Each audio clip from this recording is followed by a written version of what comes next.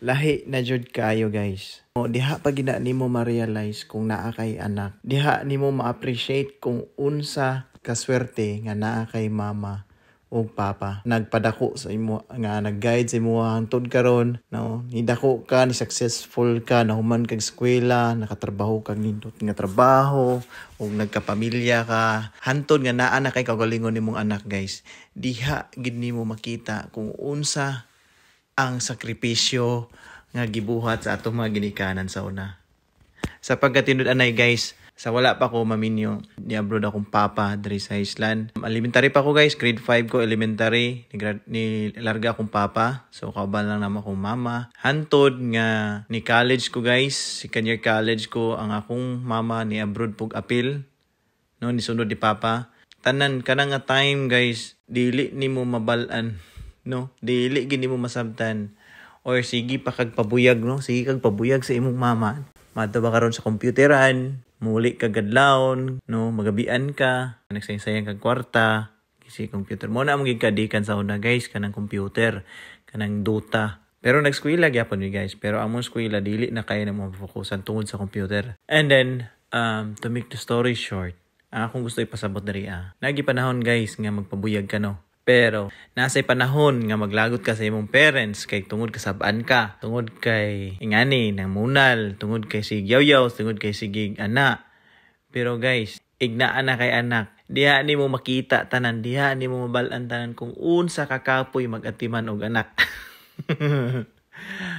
Pero makaya ra nimo ang kakapoy kay tungod gigugma man nimo sila pag-ayo.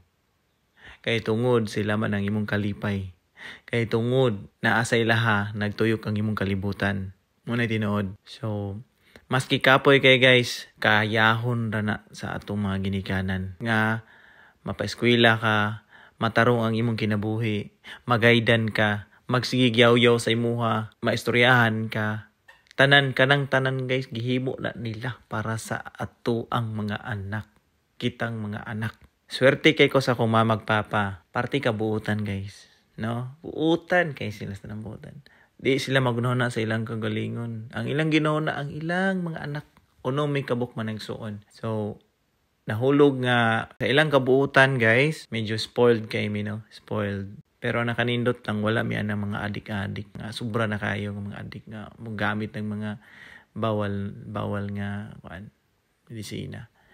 Amo lang yun gagadikan ka na lang yung computer, no? Computer lang yun mo na ang among pag-eskwela wala na namo na fokusan. Maski nga naman, at least nakagraduate man sad mi, no? And then humana na pag-graduate guys. Kay wala man namo gi seryoso ang among eskwela, ang usagid nga ako nakita, pwede na kong buhaton ang pag-abroad. No? Wala na ko nagdahom guys nga makakuha kog opportunity sa Pilipinas nga mohatag na kog mayo nga kaugmaon. Kay siyempre wala gud kay kanang di ko ka confident sa imong nahuman. Nag-graduate od ka pero di ka confident sa imong nabalaan. Sa ako pong nabantayan guys sa mga ni-graduate na o sa mga nanarbaho na, mga professional dito sa Pinas, daw nakatrabaho ta sila tinuod nga trabaho, nindot nga trabaho, pero makaingon gid ta ba nga dili gid siya enough sa imong pangandoy. Don't get me wrong lang guys, lain-lain man sa tuod ta og pangandoy. Sa ko lang nga side ang pangandoy nako, makabalay ko o matagan ako og maayong kaugmaon ako mga anak, maayo nga pagkaon nga di sila gutomon og makasakyanan ko nga di sila mainitan, ma-secure sila sa abog. Tanan guys, muna yung mga pangandoy nako na ako'y madawat nga enough para sa katiguang nako nga mo sustain sa ako nga di nako nga mahinalig sa akong mga anak, no? Muna yung mga pangandoy nako guys. Kanang tanan guys, posible kay na siyang makuha. Kaya naaman ta diri sa abroad. Actually, ang uban anak humana nakuha na nako. Kana na lang pagkatigulang na to ang atong gipaabot guys. O kana atong gipasalamatan kaayo sa Ginoo. Di kanina mo mahimo, di na to ni mahimo og dili pud ta nagapangayo niya og guide. Dili enough ang pangandoy guys kung wala kay guide sa iyaha, kung di sad ka magbinuutan. Dapat mahimo jud kang maayong ehemplo. Sa akong pag-graduate sa CIT, wala na ko nang apply sa Pilipinas guys. Ni diretso na ko pang-apply sa Japan as guys, factory worker. Sa Japan guys, gisilduan mi og 60 to 85,000 pesos. Guys, dili na makuha sa ordinary nga empleyado sa Pilipinas. Kung ni-desisyon pa ko nga sa Pilipinas kung magtrabaho ato pag human ako graduate, dili ko makasweldo og 80 per month. So kontrata na ako 3 years sa Japan guys. Wala ko manghinambugan, istorya lang ko sa ako ang story. At least siguro na amoy makuhaan ba. At least kung unta makakuha mo og idea kung sa inyo pong mga dapat buhaton or sa inyo mga makatimang timbang mo ba kung angay ba mo abroad or dili, no? So ordinary ka nga empleyado sa Pilipinas kabaluta, no? Dili ka kakuha ng sweldo. 3 years na kong contract dito guys, akong gihuman. And then, lipay kay ko sa ako ang na-achieve. Kay kabalo ko, kung nagpabilin pa ko sa Pilipinas 3 years ago, wala ko na-achieve, no? After that 3 years guys, uli ko sa Pilipinas, nagpakasal ko sa pinangga nga asawa. After 1 year guys, na-invite na po ko diri sa Iceland, which is diri ang akong amahan. Nagtrabaho pila ka tuig na. Nagsugod siya trabaho diri sa Iceland, grade 5 ako, elementary. So unsa naman karon guys, 30 years na. Pero na-invite ko diri is 2018, 7 years ago. Guys, gigrab na kong opportunity nga makasunod, makaabot ko sa Iceland. Sunod sa papa. Kay kabaw ko pilay. Mas dako pa siya para sa Japan guys. Pasalamat kay mi sa Ginoo na naitabo ning tanan. Kaming unom ka igsuon, nagtapok ani usa ka company.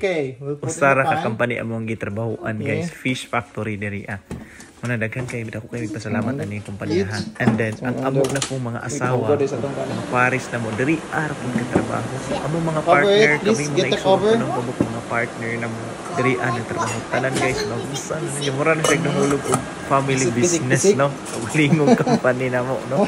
Dance. Akong mama ug papa retired na sila. Nara sila sa balay, no? Wala silang trabaho pa. Dawat sila og kanang pension diri sa Iceland. So, nindot kayo ang panghitabo. Thank you, Lord, no?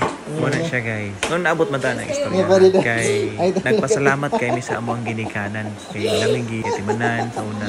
Ito na dako mi naabot mi aning panahona. Muna nga, unta guys, magbinuutan ta sa ato mga ginikanan. Di na to sila tagaan og sakit sa ulo. Maminaw ta sa ilang mga tambag, di kay ta magpalabi sa atuang mga bisyo. Kay kana sila nabalaka nato mo nang mga saba na sila papaulion kag sayo. Kung naka sa gawas, kasab-an ka kung dugay ka muli. Kay kana sila nabalaka sa imuha. Muna siya guys.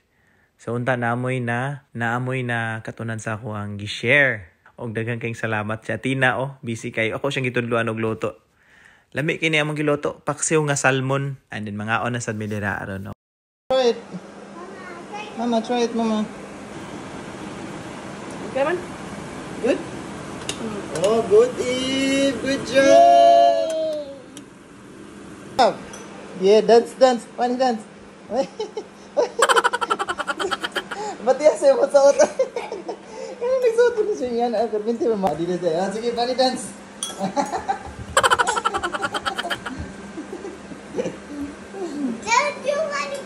Try to fish. You wanna eat? You wanna eat now?